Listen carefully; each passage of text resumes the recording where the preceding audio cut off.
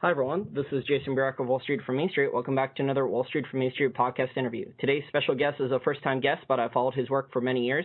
He is the publisher of the Trends Journal. Gerald Celente, thank you for joining us. My pleasure, Jason. Now, Gerald, we just have these current events coming out with Hillary Clinton, and, she's had a long track record of scandals, but nothing seems to stick to her. She seems to be Teflon-coated. Why are the prostitutes in the mainstream media letting her off the hook so easily? Well, actually, they're hitting her on this issue pretty hard. But when you look at it, it's a minor note. And that's really the travesty of it all. How about the war in Libya that she started?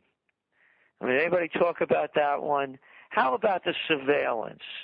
How about all of the foreign policy that slaughtered so many people overseas? How about U.S. relationships that have allowed the destruction of the Palestinian people? Not a peep about that. So what they do is they hit on these issues like Benghazi or this one. Are they serious issues? As I said, they're minor notes in the history of the crimes committed by the Clinton family.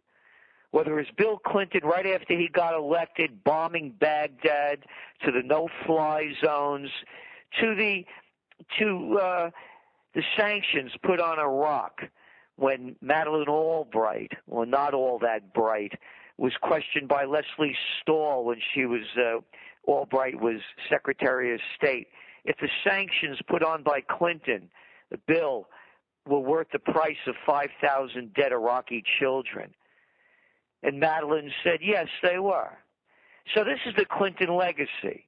And you keep going on with this, the destruction of Yugoslavia. Not to mention all the other things such as NAFTA. Everybody loves those HMOs and bovine growth hormones. I mean, I could go on for a day.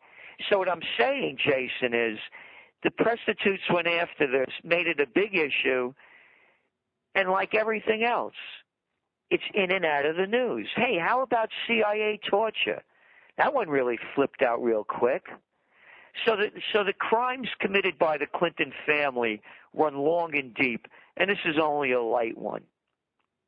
Yeah, I completely agree. And, the large bank CEOs, they've done a lot of fraud. They've committed crimes. A lot of them should have been prosecuted for fraud and in jail, like the savings and loan scandals. But them and the people at the top of the government, whether it's Eric Holder or Hillary Clinton, because Eric Holder, there's a lot of evidence that he did a lot of wrong in the Fast and Furious scandal, and so many other people high up in the government, they get pardoned or, they get a slap on the wrist. And it's just, I think you said it awesome. It's not justice for the rest of us. Yeah, it's just us. We're the only ones that they prosecute us by the letter of the law, and the rest of them get a free ride. Eric Holder is a disgrace as an American, a traitor to the people in the country. That's the clown under Clinton that gave pardons to all his buddies when Clinton was leaving office. They're all despicable people. They're traitors to America as I see them. And you know my motto, think for yourself. And so I don't tell anybody what to believe. I just look at the facts and put them together the way I see them. I mean, this Eric Holder, not one head is rolled on Wall Street. Not one big banker. I had to get a couple of little people, and that's it. And I love the names they come out with for high crimes and misdemeanors. They call them misdeeds, or they misled. Yeah, sure. They robbed us. So anyway, and then Clinton, going back to him, is the guy that destroyed our country by sending our jobs overseas with NAFTA. This is the guy that deregulated the communications industry and now allows, 6 companies to control 95% of it. This is the guy that killed the Glass-Steagall Act that prevented the banks from becoming the criminal operations they've become, and we had to bail them out. What do you think Clinton makes all this dough for? $300,000 for him and her to somebody hear him speak. You can hear their BS all day long for free. It's called payoffs.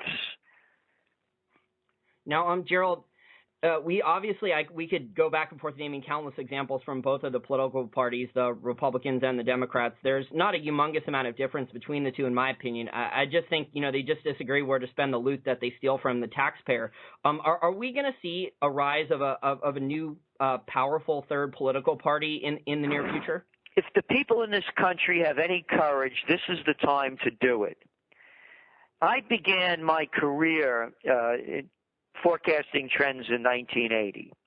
In 1988, I wrote a very well-received book called Trend Tracking, far better than Megatrends, Time magazine. And in that book, I had predicted a new third party in 92. And for some reason, I mentioned Ross Perot. Nobody knew who he was at the time. But he was making, he was kind of a maverick kind of guy. The conditions exist now far greater than they did then. Look what's going on over there in Spain with the Podemos party. Within 1 year, now they're in a position where they could actually win the election. The UKIP party in the UK, Le Pen's party, again, like them or not, agree, disagree, the fact is that all of them have elements that are similar. And in Germany, one in Italy, between the Five-Star Movement and the Northern League, they're all against austerity measures. They're all against the European Union and being controlled by Brussels. They're all opposed to the bailouts. They're all opposed to being in the Euro group for the currency. And they are also anti-immigration, which should not be confused with being anti-Muslim. You take Italy, for example. Because of the destruction caused by Hillary Clinton and the others, including Samantha Power, Susan Rice, to overthrow Gaddafi, a sovereign nation who did nothing to us, and destabilize the entire Middle East with the wars in Iraq, in Syria, you have millions of people fleeing their homes because of the murder going on, over 200,000 Syrians dead. And where are they going? First stop, Italy. Over 200,000 last year that are documented. So they call it anti-immigration. We can't take them in. You got 40% youth unemployment rate. They're in a recession worse since the Great Depression. So you call it anti-immigration and they put a label on it, right wing. Just like I oppose immigration in this country, because as I look at it, we got 316 million people. We have massive unemployment. We have declining wages. What, are you going to bring in more slave labor to undercut the markets? I've been writing about this since 1986, how the documented evidence shows that the more you bring in, the lower the wages go, and now they've turned the nation into slavelandia. So you could call them right-wing, you could call them whatever you want. The fact is they all have something in common. And the common factor is that the reason they're gaining in great popularity are that people are disgusted with the corrupt parties in charge. We don't have a two-party system in this country. That's even a fraud. We got two damn families. If they were Italian, they'd be calling the mafia. Yeah, exactly. And, they're just fighting over, the loot. So, I mean, they're like two rival crime families or pirates, two rival pirates, stealing the loot that comes out of the taxpayers. But Ron Paul's message seems to be gaining a lot of popularity, the liberty movement. It's not doing that well in terms of actually winning the president or anything, but on the grassroots level, it's resonating with a lot of people. Do you think the libertarian message could potentially be that next third party? I don't think the libertarian message in itself. You know what I call it? My term is progressive libertarian. You see, I'm a believer of rules and regulations. First of all, this isn't capitalism in the United States. It's fascism. It's the merger of state and corporate powers. Too big to fail has proven that. In capitalism, there's no such thing. The reason why this was the land of opportunity, among the many reasons, was at the turn of the last century, from the 19th to the 20th, they started putting regulations in place. I mentioned before about Bill Clinton killing the Federal Communications Act, about the Glass-Steagall Act. They also killed acts such as the Sherman Antitrust Act, the Clayton Antitrust Act, the Robinson-Patman Act. These laws were put in place to level the playing field. That's why when I was growing up, there was no CVS or Rite Aids or Home Depots or Lowe's or Staples. There were pharmacies and drugstores. There were hardware stores and stationery stores. They had laws in place that made sure that the playing field was level. And they've been ripped apart. So I don't agree with the entire libertarian movement. I agree with the aspects regarding constitutional rights. You stay out of my life. I won't tell you how to run yours. You don't tell me how to run mine. You know, and the rights of Second Amendment, First Amendment.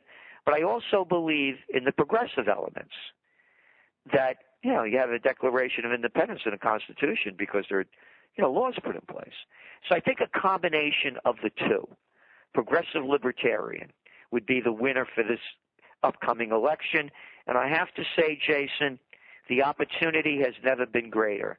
If they could do it in Spain, if they could do it in France, if they could do it in the UK, and if they could do it in Italy, we can do it. We're the people who the rest of the world used to follow with our revolution and our Constitution. Now, switching gears, Gerald, President Obama basically won on TV recently, and he freely admitted that there's an economic war going on against Vladimir Putin and Russia. Why do you think the U.S. government and the people who are in power, the political elites, are so intent on poking the bear of Putin and Russia? I would have to be a clinical psychologist to determine what makes the mind of a sociopath and psychopath act in such destructive ways. And that's all these people are. Sociopaths and psychopaths. If I was on the phone with you, and this is my first time on with you, and you didn't know who I was, but you heard of me, and I said to you, you know, Jason, just got another strike over there in Somalia yesterday. Yeah, we killed a bad guy, a suspected bad guy, and some collateral damage with a drone strike. You know, I'm really good at killing people. You'd say this guy's out of his mind. Well, that's what the president is reported to have said in a book that was published with no denial about his drone strikes. I'm really good at killing people. Listen to the commentary on Fox News a few days ago by this Major General Scales. That's the perfect name for him, man. Yeah, scales of a dead fish. Anybody could look it up. He's saying that the way to defeat Russia in Ukraine, if, of course, Russia does have troops there, and if they do have artillery, because no one's been able to show us one photo, and the ones that they did were from, 2008, and were from somewhere else, he said the way the Russians and Ukraine will lose, if we kill enough Russians and enough soldiers go back to the motherland in body bags.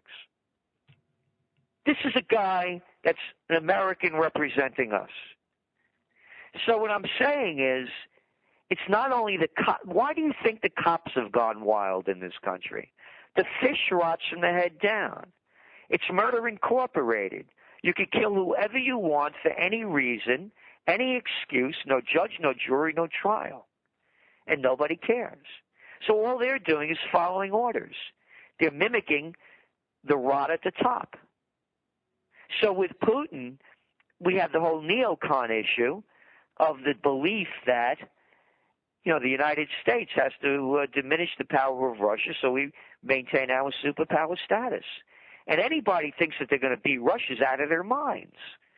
And Hitler, Napoleon, oh yeah, Obama and Bush, they could have done it. Oh sure, they can't win in Afghanistan. We lost in Iraq. We've destroyed Libya. The United States military has not won a victory since World War II. And they're going to beat Russia?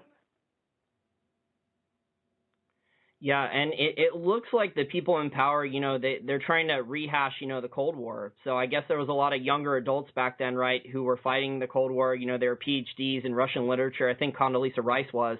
So I guess, they're trying to earn all that money from the think tanks and the lobbying firms around here to go back on Russia and just put enemies, label them as an enemy because maybe they're not doing everything the U.S. government says. I'm just worried, Gerald, I don't know about you, but I'm just worried that this could potentially escalate to potentially World War III. It can. Absolutely. It's so easy to go to war. The United States is at war now. We're bombing Syria. We are bombing a sovereign nation. Do you realize that the Congress has not declared war since World War II? Yeah, I do. I just think the military-industrial complex is just running things. So, when there's peace or peace in quotes, like we've installed a puppet in one country or another that does our bidding, it's time to move on to the next country where we can sell weapons and bombs and tanks and, things like that. Yep, that's about it. Well, but you look at Saudi Arabia, for example. They're the biggest arms buyer in the world. What do you think everybody went over there and kissed the king's ring for? Yeah. And what a disgrace. Yeah. You talk about beheadings. Yeah, I think they're up to 34 already this year. Yeah, we recycle weapons. We sell them weapons, and they recycle their petrodollars back into the U.S. bond market and invest in the U.S. So that relationship has worked for a while. But, I don't know how sustainable it is, given how much dollars are being printed and sent globally. Looks like the Saudis are starting to, do partnerships with the Chinese, and they're not trusting the U.S. as much, putting all their money here in this country. Yep, you're right. Well, it's going to go on for a while, but, you see what's going on with these oil prices. You're going to start seeing revolutions in these countries. Because that's the way they've been keeping the people quiet, by shutting them up with giving them oil money. And now, as we're speaking, oil prices are, shooting back on a decline again. And this has to do with supply and demand. You're looking at a slowdown in China that's real. China just came out with a line, of course, that we've never heard before, right? The new normal. And just last year, they were saying their GDP would not go below 7.5. Voila.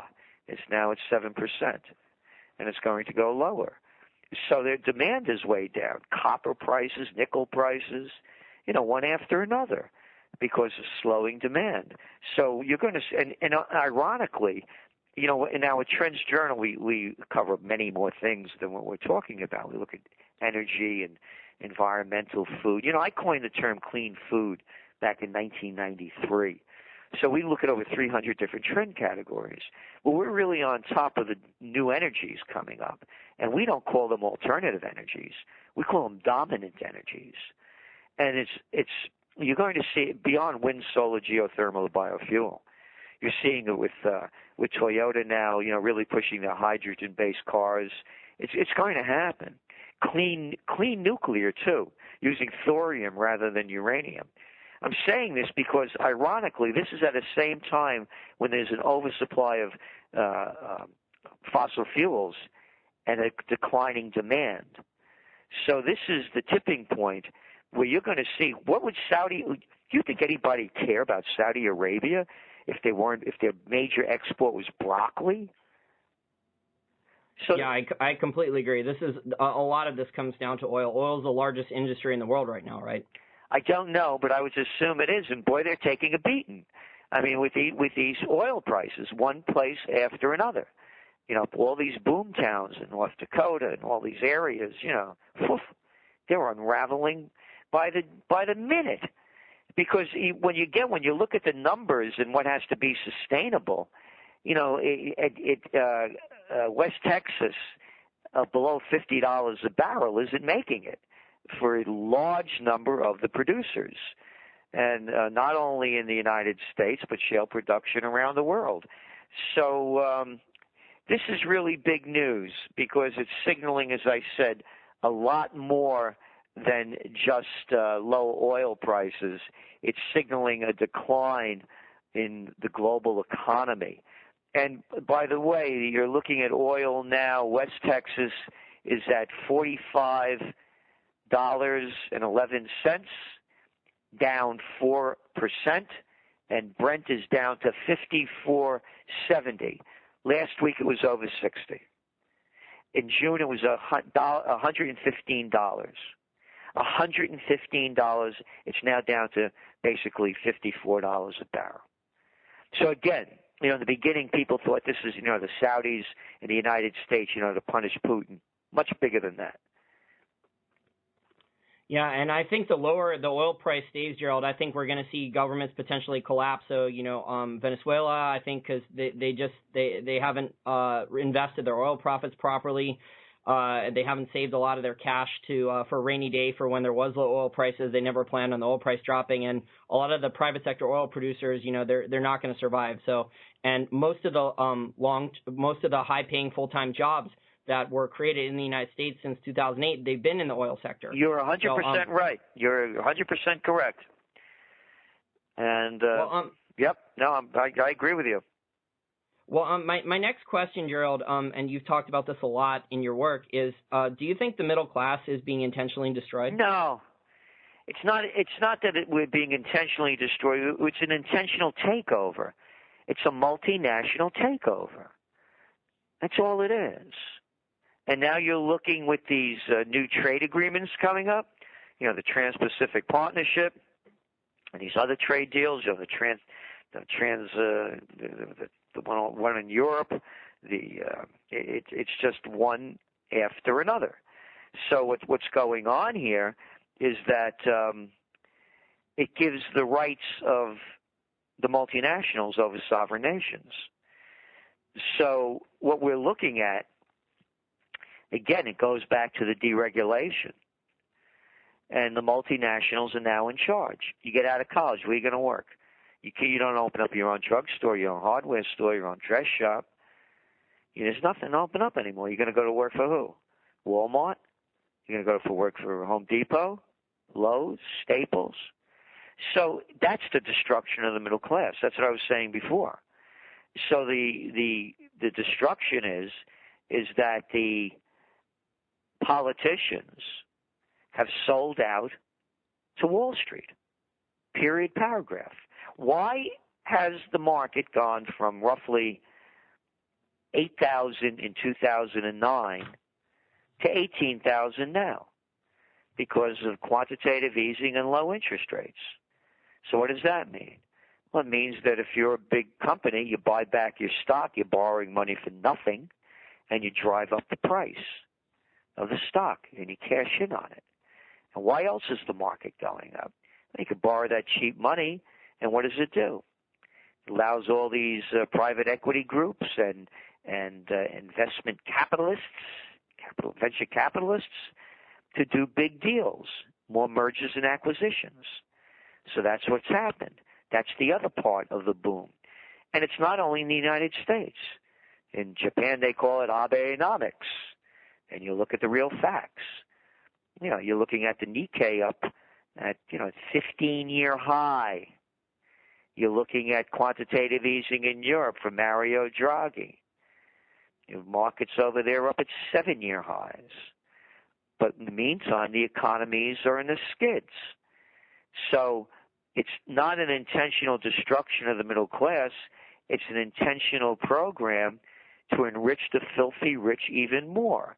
Am I saying that they're filthy rich? Well, the motto again of the Trends Research Institute and the Trends Journal, think for yourself.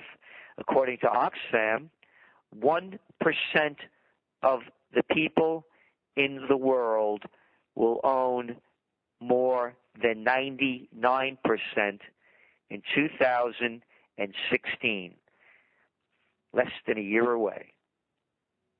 That's mind-blowing in statistics. Yeah, the rich, Gerald, all these quantitative easing programs, that were supposed to trickle down and they were supposed to create jobs on Main Street, or at least that was the narrative what the central bankers and the politicians were saying. Almost all that money that's been printed, it's gone into asset price inflation. So hedge fund managers can make extra money trading, real estate and stocks and bonds and things like that. And, you can see that in the data with their spending habits. Ferraris are selling and Tiffany's and the higher-end department stores, they're doing pretty good compared to the middle class and the lower middle class. Oh, yeah. It's, again, look at retail sales in the States. They're down in December, down in January, down in February. Look at real earnings. Again, you look at the Pew Research study that came out about a month and a half ago. The gap between the rich and the poor in the United States is now down to levels worse than it was during the Gilded Age. And another fact is that median household income is below 1999 levels. And another fact is that since quantitative easing began in 2009, 95% of the income increases went to the 1%. Yeah, I would definitely agree with that.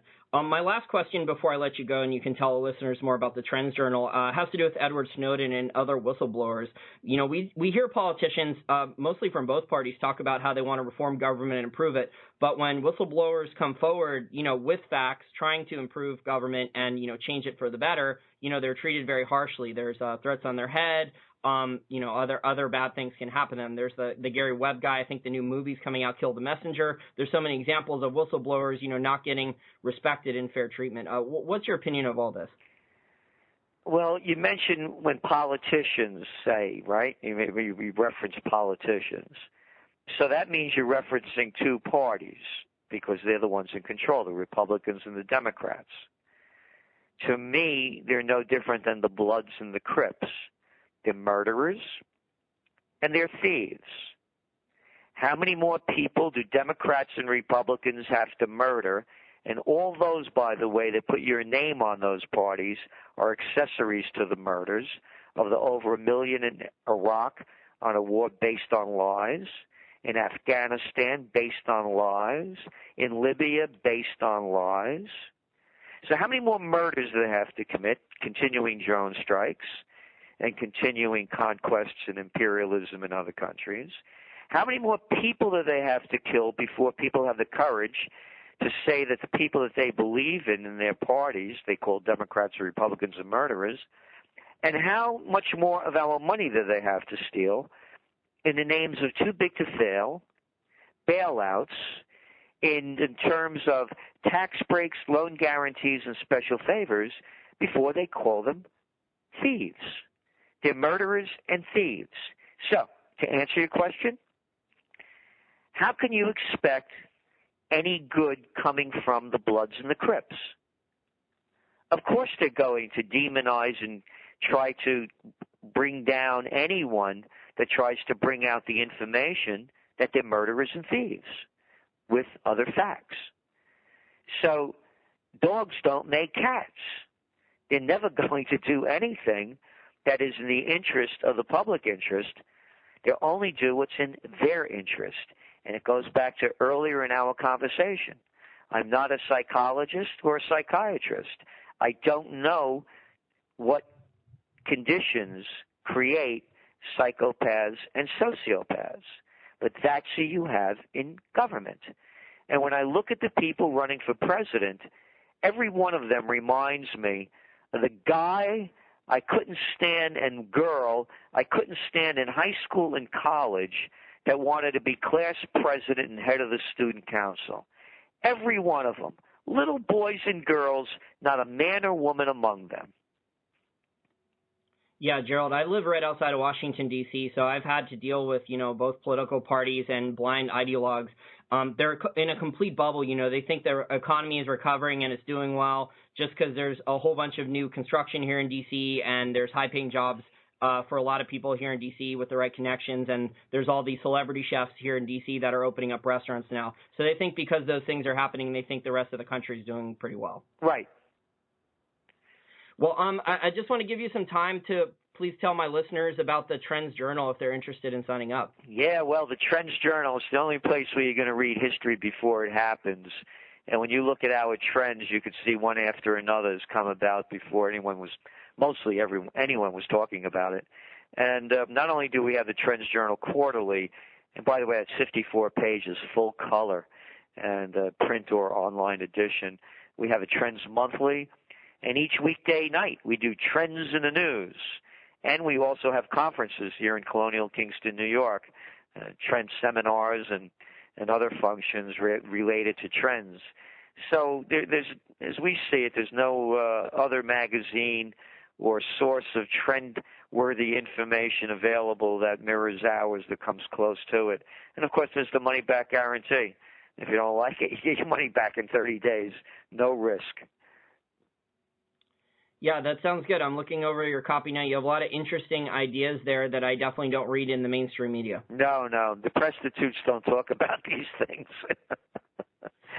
Yeah, they'd rather talk about lies, I guess, like with what Brian Williams does, and make things up as they go. Yeah. No, it's sad. And then the other thing too. I mean, how low has the country gone when they look up to a little comedian like Jon Stewart throwing out his stuff? You know, that's how bad the country's gotten. They look up to a low-life comedian. Yeah, I agree. Satirical news, yeah, people don't really care about the regular news, or they're too busy or don't care. So, you know, if they spend 5 or 10 minutes listening to Brian Williams or Jon Stewart, I mean, that's the top % of people who actually pay attention to the majority of Americans who actually pay attention to things, and it's really sad. Yeah, but I have to tell you, the opportunity for change has never been better than now. The vacuum is so large. Most people really don't believe in their political parties.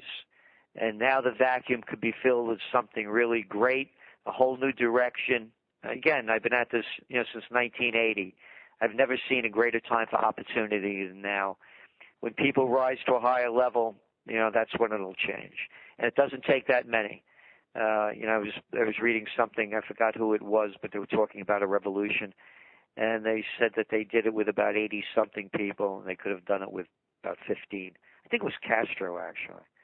And that's all it takes. It takes a small handful of committed people on the same page, all interested in the common good, not their personal benefit.